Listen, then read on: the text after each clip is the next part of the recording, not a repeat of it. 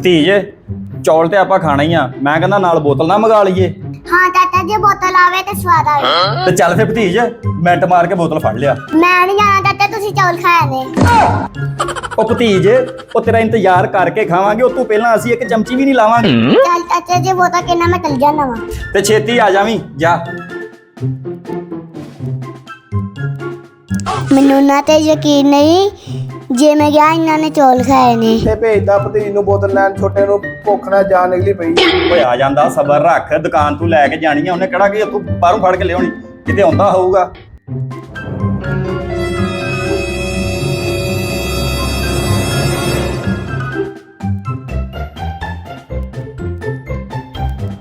ਚਾਚਾ ਹੁਣ ਤੇ ਬੱਸ ਹੋ ਗਈ ਆ, ਮੈਂ ਕੋ ਨਹੀਂ ਹੁਣ ਇੰਤਜ਼ਾਰ ਹੁੰਦਿਆ। ਪਾਈਏ ਚੋਲ ਤੇ ਖਾਈਏ, ਉਹਨੇ ਪਤਾ ਬਸ ਨਹੀਂ ਤੇ ਕਦੋਂ ਭਤੀਜ ਆਉਣਾ। ਮੇਰੀ ਵੀ ਹੋਈ ਪਈ ਆ। ਫੜ ਯਾਰ ਆਪਾਂ ਖਾ ਲੈਂਦੇ, ਉਹਦੀ ਰੱਖ ਲਾਂਗੇ।